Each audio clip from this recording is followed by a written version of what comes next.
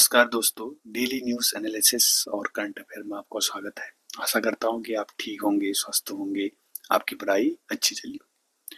आज का जो न्यूज़ एनालिसिस है वो यूसीसी पर बात कर रहा है। किस पर? यूसीसी पर। इससे संबंधित पूरे न्यूज़ का एनालिसिस मैंने एक बहुत होलिस्टिक रूप में कर रखा है। इसमें मैंने सभी प्रावधानों को इंक्लूड कर रखा है और इनसे संबंधित सभी तथ्यों को मैंने इस न्यूज़ एनालिसिस में इंक्लूड कर रखा है। तो चलिए आज का न्यूज़ एनालिसिस शुरू करते हैं। खबर का जो मूल खबर है, कोर न्यूज़ है। क्या है कोर न्यूज़? उत्तराखंड समान नागरिक संहिता लागू करने वाला देश का पहला राज्य बना है जो स्वतंत्रता की बात है। वैसे तो पता है हमें गोवा है, लेकिन स्वतंत्रता की बात कहेंगे तो उत्तराखंड पहला राज्य बना। इस जो यूसीसी में है, जो मूल खबर है या जो मूल अभी जो करंट अफेयर है वो ये है कि अनुसूचित जनजाति को एसटी को छोड़कर सभी नागरिक जो राज्य में रहते हैं उन पे क्या होगा? यूसीसी लागू होगा। याद रखना है, अनुसूचित जनजाति को छोड़कर सभी नागरिकों पर ये यूसीसी कानून लागू होगा।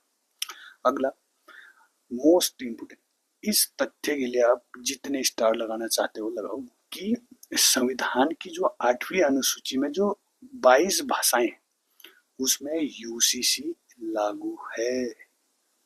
ध्यान रखना है, सभी 22 भाषाओं में यूसीसी को लागू किया गया है। 22 भाषाओं में। तो याद रखना है यूसीसी कितने भाषाओं में लागू है कहेंगे तो 22 भाषाओं में लागू है। ध्यान रखना है इसको, कितने भाषाओं में? 22 भाषाओं में। ठीक है, यूसीसी तो बहुत बार सुन लिया हमने, समान नागरिक संहिता तो हमने बहुत बार सुन लिया।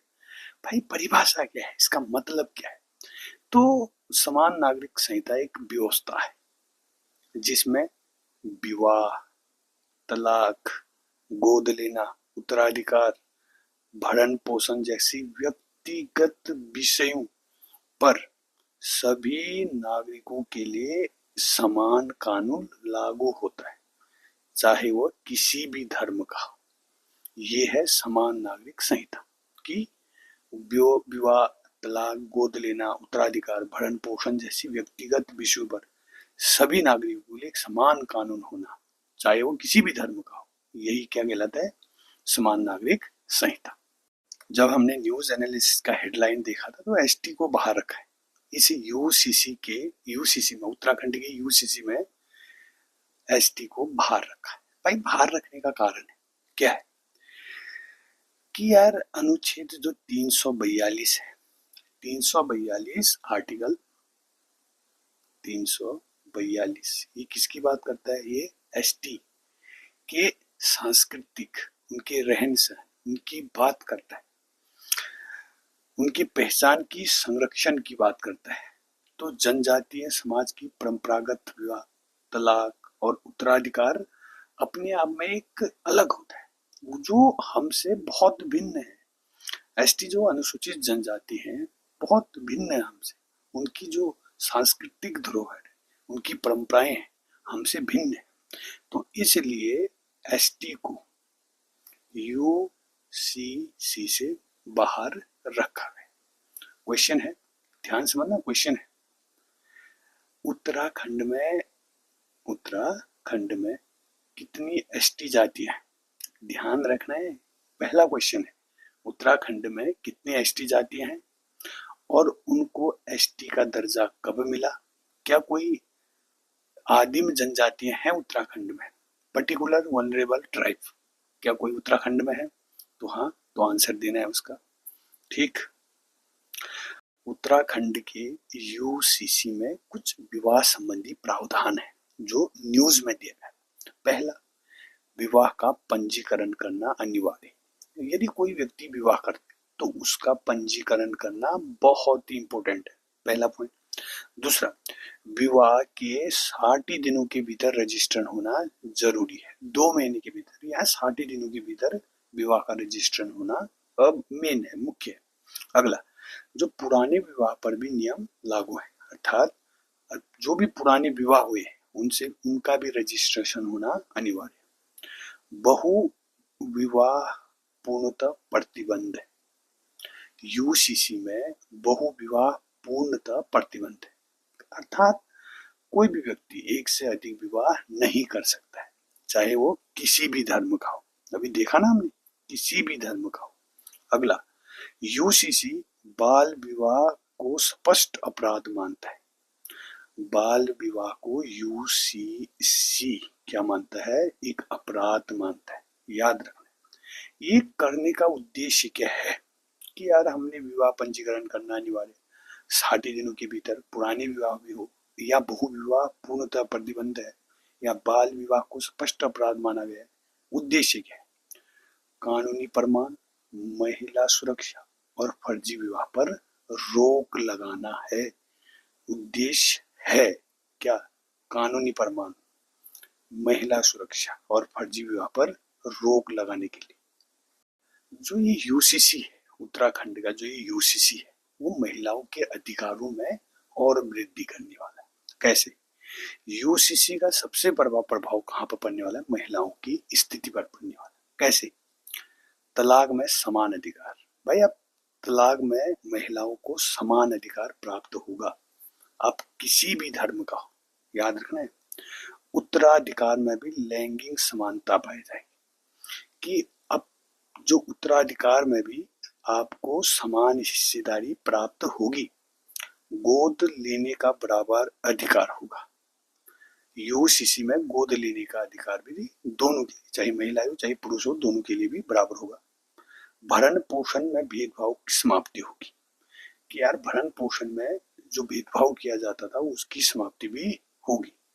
और धार्मिक कुप्रथाओं पर भी रोक लगेगा, इसके द्वारा, यूसीसी के द्वारा। जिससे ये कहा जा सकता है कि जो हमारा यूसीसी है वो वुमेन सेंट्रिक रिफॉर्म पर आधारित है, मतलब वो महिलाओं की अधिकारों की बात करता है। ध्यान रखना है, महिलाओं की बात करता है। अगला डायमेंशन है यूसीसी का क्षेत्र, स्कोप ऑफ यूसीसी। क्या भाई? यूसीसी लागू होने वाला किस किस पर है? हिंदुओं पर, मुस्लिमों पर, सिखों पर, ईसाई पर, पारसी पर और जैन पर, बुद्ध पर, बौद्ध धर्म पर। इन सभी धर्मों पर यूसीसी लागू होगा। किसको छोड़कर? अनुसूचित जनजाति को छोड़कर, एसटी को छोड़कर जितनी भी जातियां हैं भारत में, उत्तराखंड में जितनी भी जातियां हैं, एसटी को छोड़कर सभी पर यूसीसी कानून लागू होगा। ठीक। अगला, संवैधानिक प्रावधान। यार यूसीसी का कोई संवैधानिक प्रावधान है? आर्टिकल 44, ध्यान रखना है, आर्टिकल 44 यूसीसी की बात करता है, यूनिफॉर्म सिविल कोड की बात करता है। ये जो अनुच्छेद 44 है, ये भाग भारतीय संविधान के भाग 4 में आता है। ठीक, वही भाग 4 जो 36 से लेकर 51 तक आते। भाग 4 का नाम क्या है? भाग 4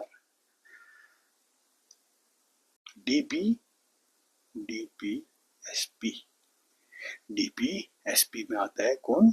आर्टिकल 44। और आर्टिकल 44 बात करती है किसकी? यूसीसी, यूनिफॉर्म सिविल कोड की। ठीक, एक और है अनुच्छेद 25 से 28 तक, धर्म की स्वतंत्रता की बात करता है। अभी हमने देखा ना कि यूनिफॉर्म सभी धर्मों पर लागू, और जो अनुच्छेद है 25 से लेकर 28 तक वो धर्म की स्वतंत्रता की बात करता है। लेकिन जो यूसीसी लाने का जो मेन रीजन है वो है सार्वजनिक व्यवस्था, नैतिकता और समानता के लिए अधीन है, इसके अधीन है। कौन? यूसीसी। यानी धर्म स्वतंत्र है लेकिन भेदभाव नहीं। यूसीसी धर्म से स्वतंत्र है लेकिन भेदभाव से नहीं। याद रखना है इस चीज को। ठीक, अब इससे संबंधित कुछ डेट थी हमारे पास जो हमें देखनी। पहला, सबसे पहले 2022 में यार चुनाव वर्ष था, तो उसमें क्या कहा था कि हम यूसीसी लाएंगे। दूसरा, 2022 में एक समिति गठन की गई थी। ठीक, 2024 में रिपोर्ट आई और एसटी को छूट देने की सिफारिश भी इसी में आई थी। अगला 2024 में कैबिनेट ने मंजूरी दे दी थी, 2024 में कैबिनेट ने हरी झंडी दी थी। अगला 2024 में विधानसभा में यूसीसी कानून बना, पारित किया 2024 में। 2025 में अधिसूचना और 2025-26 में संस्करण जागरूक व तैयारी शुरू की गई और 27 जनवरी, ध्यान रखना इस डेट को, 27 जनवरी 2025 को उत्तराखंड में यूसीसी लागू हुआ और लागू करने वाला ये भारत का पहला राज्य था, राज्य है। कब? स्वतंत्रता के बाद। याद रखना, स्वतंत्रता के बाद यूसीसी लागू करने वाला भारत का पहला राज्य, जबकि पहला राज्य कहेंगे तो गोवा, अगर स्वतंत्रता के बाद कहेंगे तो कौन? उत्तराखंड। तो धन्यवाद दोस्तों, आज के लिए इतना ही था।